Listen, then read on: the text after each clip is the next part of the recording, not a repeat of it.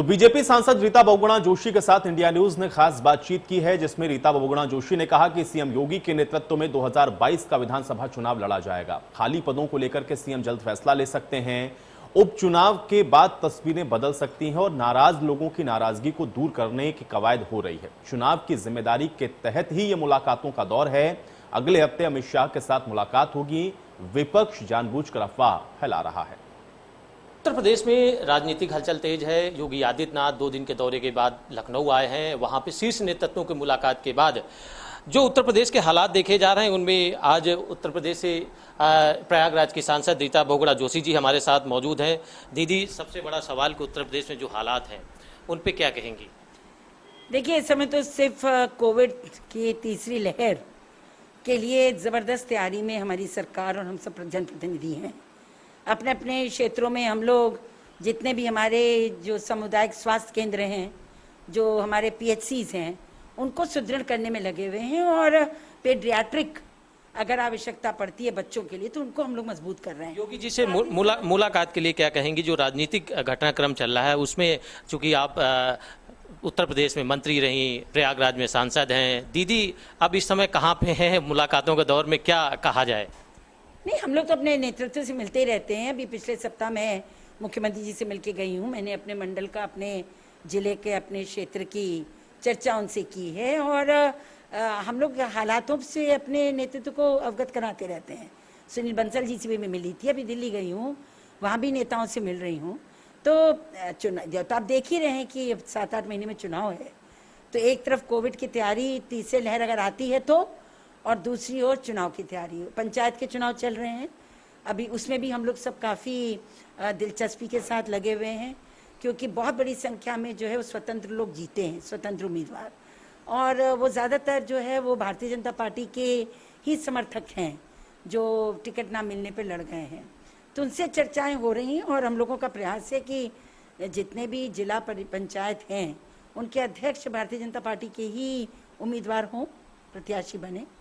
तो ये काफी तेजी से काम कहा जा सकता है कि 2022 की उत्तर कथा लिखी जा रही है।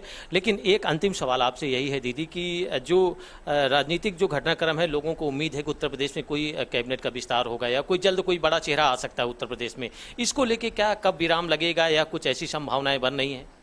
देखिए, रिक्तियां हैं, काफ़ी रिक्तियां हैं। बहुत सारे हमारे साथी कोविड के शिकार होकर चले गए, कुछ पहले से रिक्तियां थी।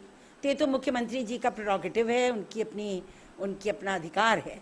अगर वो विस्तार करना चाहेंगे तो विस्तार हो सकता है। तब ये निर्णय तो उनको लेना है, अपने जो पार्टी के उच्च पदाधिकारियों से चर्चा करके वो निर्णय वो लेंगे।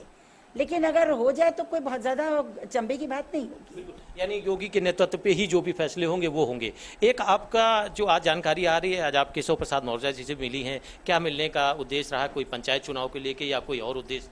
नहीं, मैं कल मिली थी प्रयागराज के, वो उनकी जिम्मेदारी है, वो देखिए हमारे मंडल के हैं और उनकी ही जिम्मेदारी है वहाँ का चुनाव। तो मैं उनसे मिलने गई थी, मार्गदर्शन लेने गई थी कि कैसे प्रयागराज में चुनाव होगा, और हमारा सब कंट्रोल में है। सभी बहुत सारे कल आए थे सदस्यगण जो मिलकर उनसे गए हैं।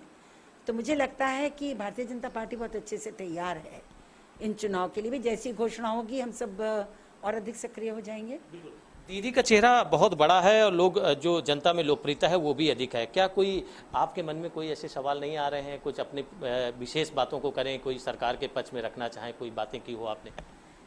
देखिए, विपक्ष बहुत अफवाहें फैला रहा है और बंगाल के बाद उनको ऐसे लगता है कि हमने बाजी मार ली। वो ये नहीं समझते हैं कि उत्तर प्रदेश बहुत ही जागरूक राजनीतिक प्रदेश है और यहाँ पर जिस तरह से मोदी जी के संरक्षण में, उनके गाइडेंस में योगी सरकार ने काम किया है वो अद्भुत है।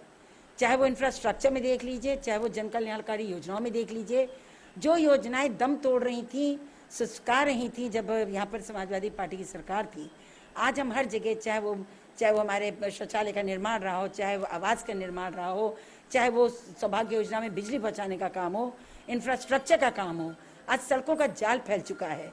जिस प्रदेश में बिजली ढूंढे नहीं मिलती थी 5 घंटे 6 घंटे, आज 24 घंटे बिजली हमको शहरों में, 18 घंटे ग्रामीण क्षेत्रों में मिल रही है।